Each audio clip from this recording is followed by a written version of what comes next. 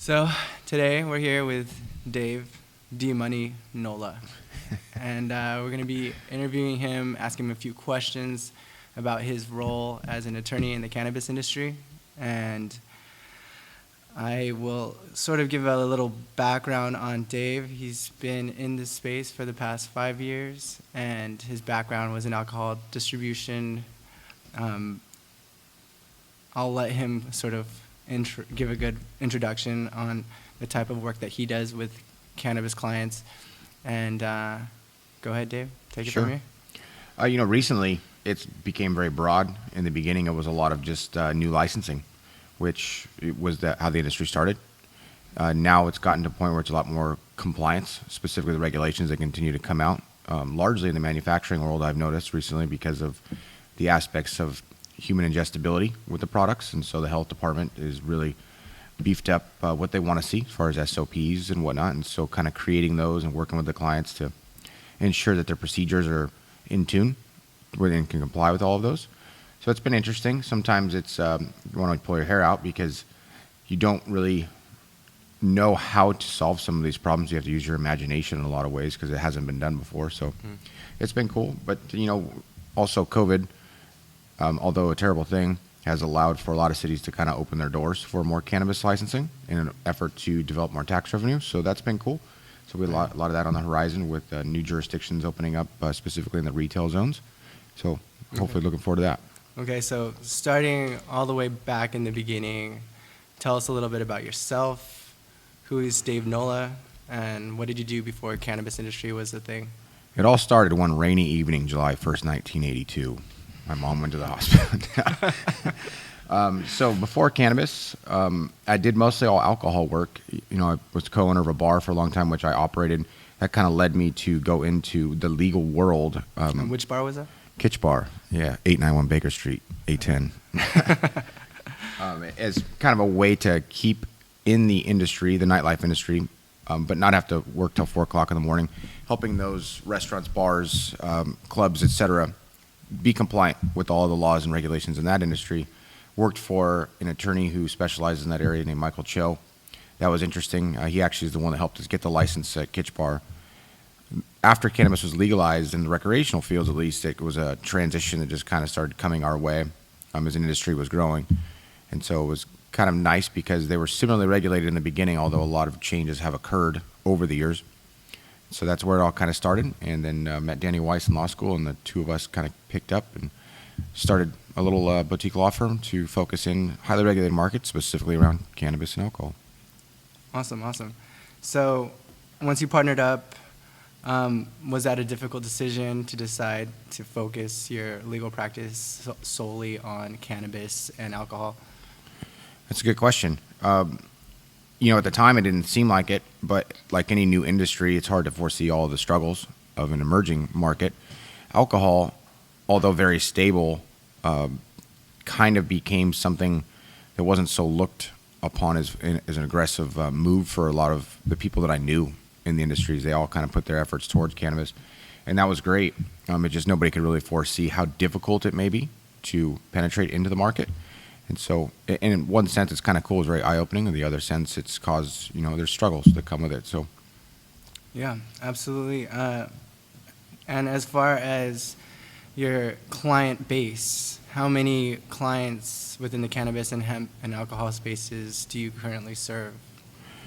Total clients that we probably have has got to be about 180 or so total in those spaces alone. Active, it's probably, it all depends. Some of them we do continue compliance with. I'd say there's a good 20 or 30 of those where they're constantly having us look into whether it's a new contract for some partnership, joint venture, et cetera.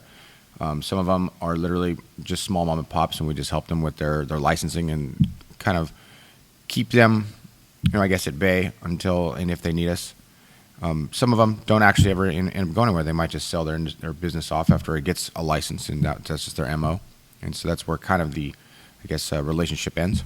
But So as far as the various types of businesses within the cannabis space, what types of businesses have you licensed and assisted with? Can you kind of describe the types of clients that you work with? Sure. Most of them are in the manufacturing, cultivation, distribution worlds for the cannabis. In the alcohol, it's mostly the bar and restaurant. We do have some retail, and I've done a lot of work there. And then there's also the testing lab. I would say the testing lab is the least of them, largely because the difficulty of an attorney understanding the science behind how those SOPs are created. You really need to have somebody with a chemistry or pharmaceutical background to kind of help you develop that. It's just not an area of expertise that anyone outside of a scientific background would understand. The retail is like many traditional retail stores, except there are some caveats with security, air filtration, etc. The manufacturing was slightly difficult, but easy to, or attainable, I guess, by an attorney as far as the procedures go. It is scientific in many ways. However, it wasn't to such a complex level to where it required some specialized or advanced degree. So, Awesome. Well, so you've been in this space for 5 years. Tell me, like, why do you love working in the cannabis space? sure. Why are you still doing it? Well, I've always had a passion for cannabis itself, and that kind of came from my parents. They actually were pretty active users and even, I don't want to say innovators, but liaisons of the plant being good for medicinal purposes. In fact, they had my grandmother back in the mid-'90s during her cancer run using the product in many ways through teas, etc. And always were believers in it. That led into, of course, an industry that was opening up, and it was exciting to kind of see where it could go next. It's not too often in people's lifetimes where you see a market like this emerge. I mean, the last time something like this probably really happened was Prohibition. You might be able to say the dot-com boom was there too, but that wasn't something I had a passion about. So it's been great to kind of see it evolve. It has struggles like any, but at the same time, we're going to look back in 20, 30 years from now and remember what it was like in the beginning. Yeah, building an industry from nothing is Sure. We've already seen a lot of crazy things, and Sure. the regulations are constantly changing. Okay, so you have all of your baseline of clients. You love working in the industry. Which clients are your favorite? The ones that pay their bills. Okay, perfect answer. No, the ones that truly have a passion for it from prior, just outside of a monetary aspect of it, that truly care about the plant and have a passion for it as a culture, not just a business. So, and that's exciting to see because you see their heart glow. You'll also see their effort be a lot more when they care about it at that level. If it's just a monetary thing and things aren't working out money-wise, you see a lot of people just bog down or leave, walk away, cut the cord, whatever it might be. So it's cool to see all sides of the coin. It's cool to see them come together because sometimes they work well together. But as far as the ones I love the most are the ones that it's rooted in their culture and rooted in their heart. So Awesome.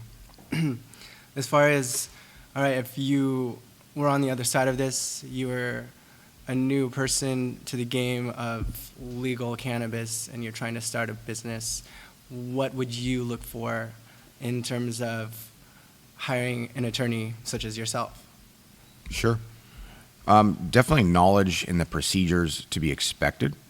So I'd say on average a cannabis business, 12 to 18 months before you open your doors. Could be longer depending on the jurisdictions. Some are conditional use permits, some are business licenses, and it's difficult to put your thumb on exactly how every single city is going to handle it. So having that realistic expectation, putting that upon them to, hey, this is what the city looks like it's going to be, or here's what you can expect. Setting those expectations is important because people naturally want to accomplish things fast. And so if they go into it with that expectation in an industry like this where it's extremely difficult, you're going to see them become very ornery. And so that's not really what you want to deal with. You want to set that expectation to be real going into it. It's going to be difficult. It's going to be a long time. It's going to be expensive, but it's worth it in the end. So Right. So if I'm walking into a room with an attorney that I've never met who's going to help me with my cannabis company, I mean, whether I'm a newbie to the cannabis industry or whether I am new to the regulated licensed side of the market, how am I able to vet out whether that attorney can actually help me? Sure. A lot of it's just looking at your goals and helping shape that. I think if your passion is cultivation, that's great. What I can do is help you shape that part of what your passion is into a compliant way, but at the same time opening up your mind and understanding that yes, it's cannabis, but it's also a business, and with business comes a lot of other areas that you need to focus on. from human resources department type aspects to it, payroll compliance laws, all that other kind of stuff that comes with it, which a lot of people tend to overlook. And getting them to see the big picture, I think, is how you can really help them out. And not just saying, oh, it's going to be so easy, let's do this. And just understanding that, there's all of these areas in which I can help you, and kind of giving them a couple of points on each so that they see everything going into it. Right. So you're the cultivator walking into the room, and you're trying to vet me out as the attorney. How do you know that I'm not full of shit? Sure. A lot of that's just understanding the actual process itself, right? So if you don't understand how to cultivate, how can you understand how to regulate it? So if I'm a person that's talking to an attorney, I would want to see they understand cultivation, for example. Same with manufacturing or whatever it might be. Right. Understanding it to its core, you can't understand how to regulate it unless you understand what you're regulating. So it kind of took me back to a class that in law school I loved. It was energy law. It started with that. But the first half of the semester was all understanding energy production, just the science behind it, simply, not about any laws at all. Then, how do we regulate it? So I look at it that same kind of perspective. Well, so you've worked with a lot of cannabis clients. What are the top 3 reasons that cannabis operators or cannabis businesses fail from your experience? Number one, definitely undercapitalization. They oftentimes come with the perspective that it's going to cost what perhaps they paid in the traditional markets or the black markets to get an operation going, or temporal. They think, oh, we're going to get this done in 6 months. And there's too many bureaucratic hurdles in the way to lay such a short expectation on that. So between those two, it's difficult. A lot of times they find themselves in a situation where they're 9 months in at this point, and they got to go scramble to try and get some more money. And it's difficult because, you're rushing at that point. The other aspects of it, I mentioned it before, is understanding that it is a business just like any other, although it has its regulations rooted in cannabis. You can't not focus on all of the other areas that are necessary to run a business. All of that behind the scenes administrative work that it's terrible to do. Nobody likes to do bookkeeping. Nobody likes to do all that stuff, and marketing, whatever it be, but that's still a part of business. And so understanding going into it that that's something that you have to be a part of too. So Yeah. So number 1, you're saying money. Number 2, quickness, speed to get to market, and those expectations. And 3 is just business acumen, overall business day-to-day acumen. Operations. Yeah. Yeah. I mean, it's fine. Makes sense. You can delegate, but you need to go into it with that. Okay, I run the cultivation. My team's going to do this on as far as the plant growth. Let's just use cultivation as an example. But you're going to have, if you don't have the time, or you might find yourself stretching yourself too thin for every other aspect of running that business, then you need to delegate that out going into it. It needs to be a part of the plan. Sure. So a business plan or an operating plan is forward thinking. It's what you think you might do. A standard operating procedure is what you do in that moment. And so in the plan, you create that forward thinking, and once you get there, you create the procedure for why you're there after it's become real. And so something that people need to understand when they're working as their businesses move through these transitions. Yeah, it sounds like it's important to have a good team together to run that business. Sure is, yeah. Yeah. Well, have you had any experience with clients that are operating in the black or the gray market? I mean, how have you seen that transition over into the regulated space? Sure. Yeah.